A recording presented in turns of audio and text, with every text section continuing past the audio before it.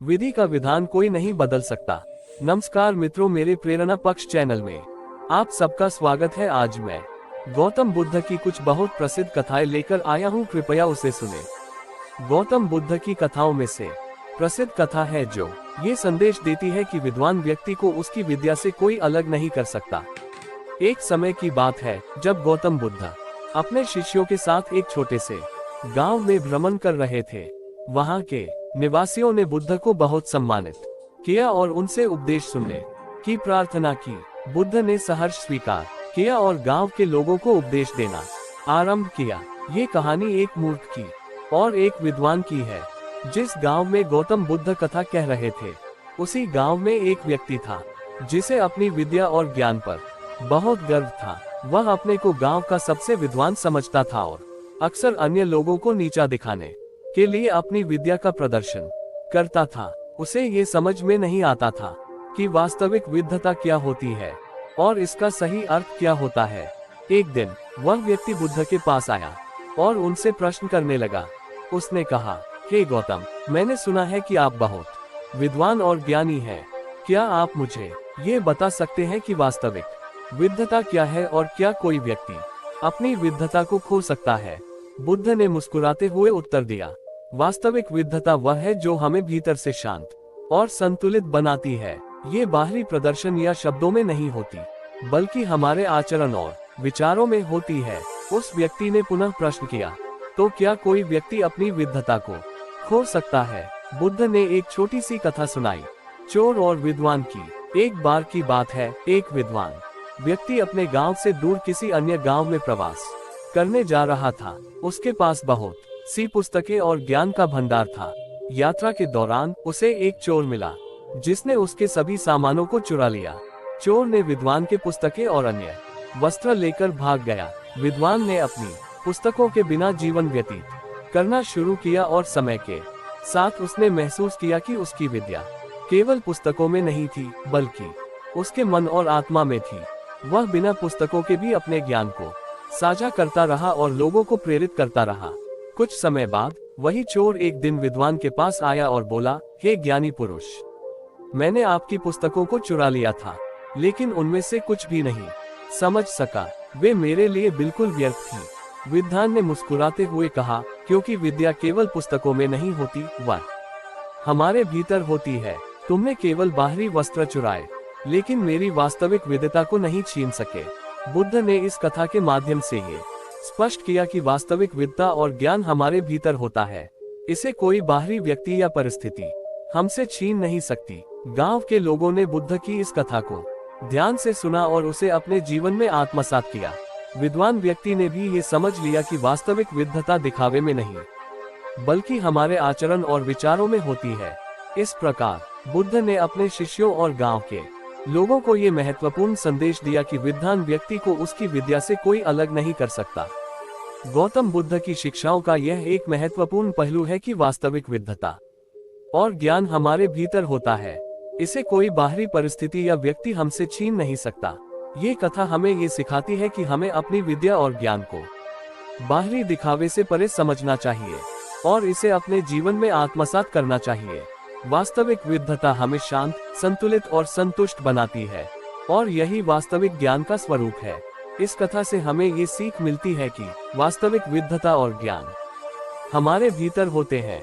बाहरी दिखावा विद्वता का सही मापदंड नहीं है। वास्तविक विद्वता हमें भीतर से शांत और संतुलित बनाती है। कोई भी बाहरी परिस्थिति या व्यक्ति हमारी वास्तविक विद्वता को हमसे नहीं छीन सकता। अब एक और दूसरी कहानी सुनिए।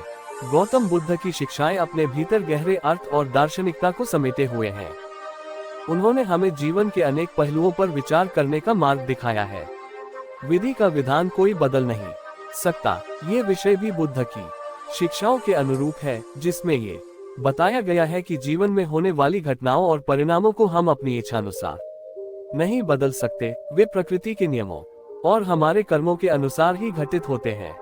प्राचीन भारत की भूमि पर बुद्ध अपने शिष्यों के साथ एक गांव से दूसरे गांव यात्रा करते हुए लोगों को धर्म का उपदेश दे रहे थे।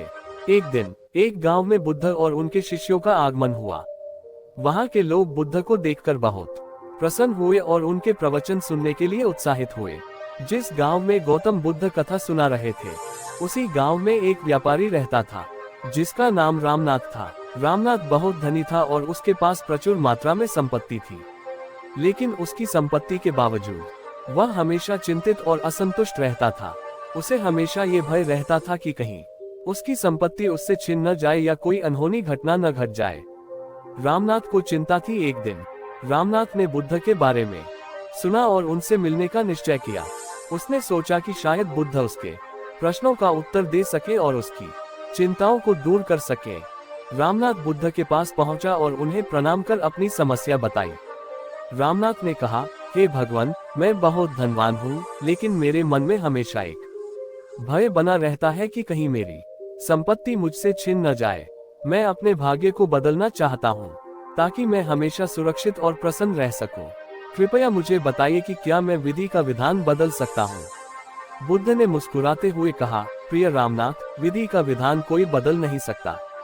जो कुछ भी हमारे जीवन में घटित होता है वह हमारे कर्मों और प्रकृति के नियमों के अनुसार ही होता है। हमें अपने कर्मों के परिणामों को स्वीकार करना चाहिए और अपने जीवन को सही दिशा में ले जाने का प्रयास करना चाहिए। गौतम बुद्ध ने रामनाथ को एक राजा एक किसान की कथा सुनाई।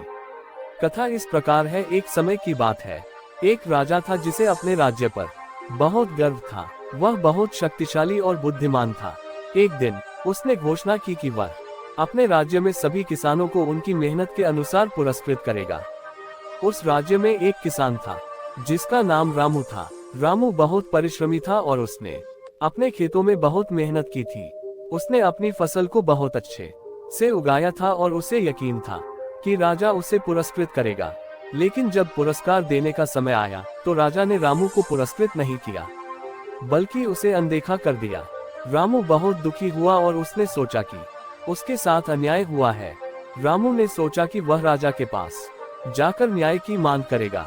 वह राजा के दरबार में पहुंचा और अपनी स्थिति बताई। राजा ने उसकी बात सुनी और उसे समझाया, रामू, मैंने तुम्हारे मेहनत को अनदेखा नहीं किया है, लेकिन इस वर्ष राज्य में कई कठिनाइयां आई और मुझे अन्य जरूरतमंदों की सहायता करनी पड़ी।